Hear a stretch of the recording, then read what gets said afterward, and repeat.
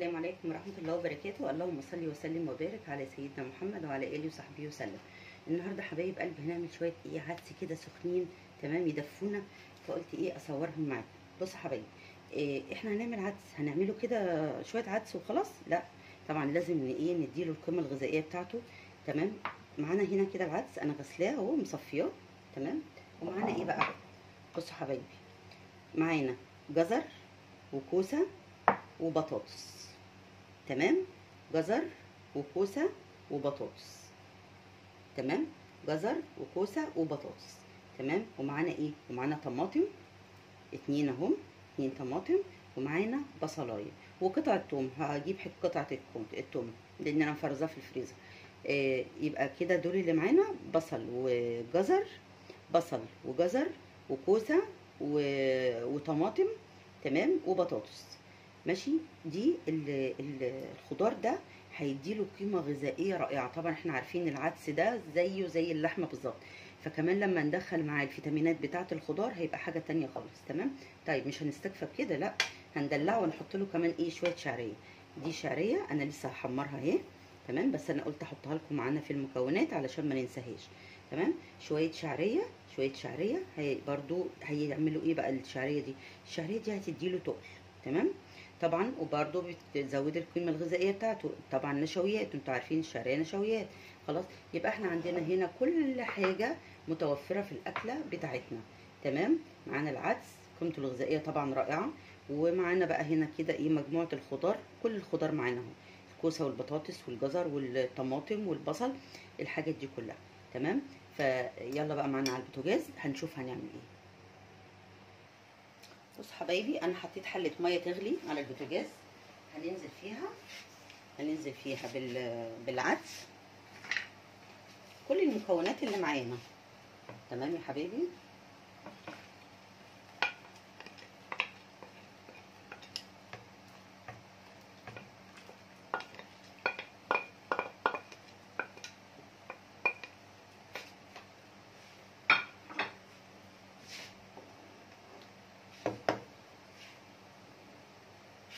وهننزل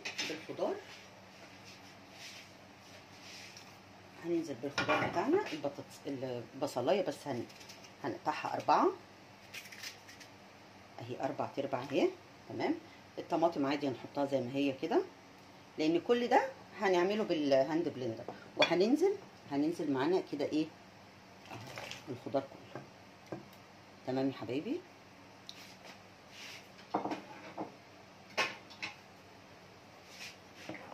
نجيب بقى قطع الثوم نحطها كمان.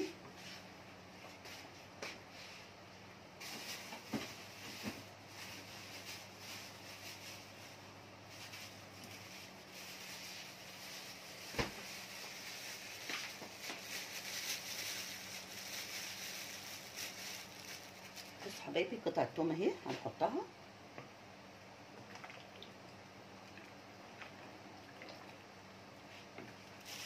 طيب هنحط التوابل بتاعتنا.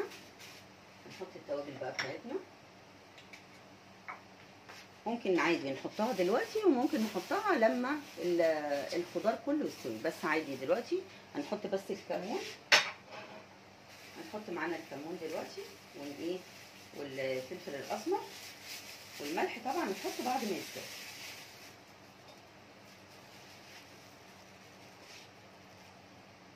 اهي معلقه كمون، مش هنكتر كمون. بصوا المعلقه الصغيره دي بس انا مليها اهي، مش هنكتر كمون علشان خاطر ما يمررش معانا، احنا عايزينه يبقى مسكر. تمام. هنحط كمان؟ هنحط معانا الفلفل الاسمر برضو معلقه اهي، مش كبيره برضو. وهنحط بقى؟ بصوا حبايبي،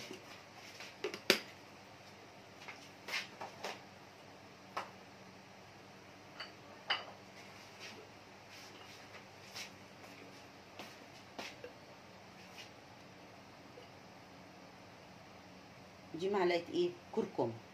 دي معلقه كركم هيخلوا لكم العدس ده اصفر وتحفه. ماشي. مع الجزر اللي احنا كمان حاطينه. خلاص، هي معلقه واحده صغيره. بصوا والله العظيم اعملوه بالطريقه دي، وحطوا المكونات دي. طبعا اللي معاها اطفال بتبقى عايزه تديله اي تغذيه زياده ولا حاجه، فشويه الخضار دول تمام هيظبطوا الدنيا. بس كده، مش هنحط اي حاجه تاني غير هم دول اللي احنا حطيناهم. تمام، هنسيبه بقى يستوي، هياخد بقى كده ويدي مع نفسه ويستوي، وبعد كده هنروح ضاربينه بالهاند بلندر، نكون حمرنا ايه الشعريه معانا. خلاص انا بقى هغطيه واسيبه ماشي حبايبي، وهرجع لكم تاني بعد ما يستوي. ايه يا بنات، العدس استوى كده تمام. هنبدا ايه بقى، هنضربه بالهاند بلندر. اللي ما عندوش هاند بلندر يضرب في الخلاط. تمام، بسم الله الرحمن الرحيم.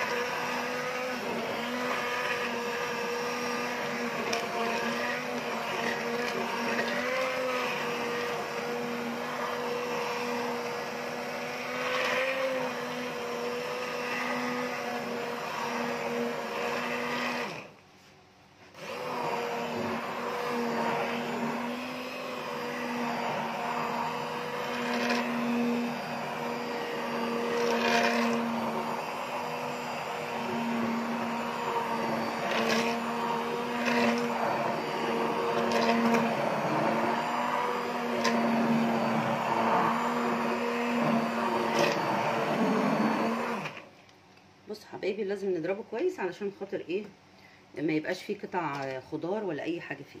تمام كده بقى هنرفعه على البوتاجاز ونحط معاه الشعريه. يلا تعالوا معايا. ايه يا حبايبي، بصوا بقى رفعناه على النار، شايفين؟ بصوا عامل ازاي، ما فيهوش اي حاجه، ما فيهوش اي قطع خضار ولا حاجه. انا حمرت هنا الشعريه، هننزل بقى بالشعريه.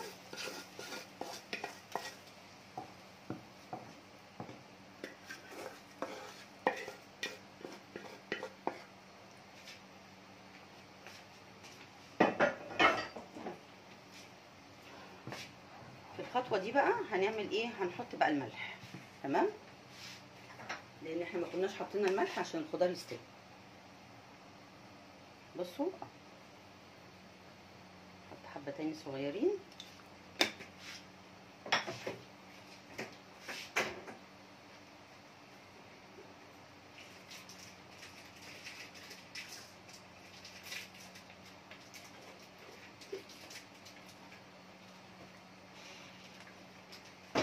بصوا حبايبي، انا بحط اللي هو الفاين فودز ده، لو انتوا بتحبوه ماشي، ما بتحبوش ما تحطوش، يعني عادي ممكن تستغنوا عنه، لان الخضار بصراحه ما هيخليه مسكر، مش محتاج هو الماجي، بس انا بحب احطه.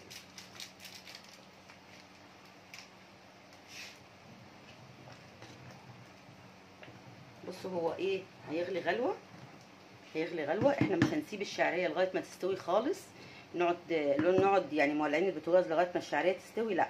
هو كده انا هبدا ان انا ايه، هطفي عليه علشان خاطر ما يتقلش قوي، واخدين بالكم؟ بس انا هعمل ايه بقى، بصوا حبايبي، دي معلقه سمنه بلدي، دي معلقه سمنه بلدي انا بحطها كده فيها.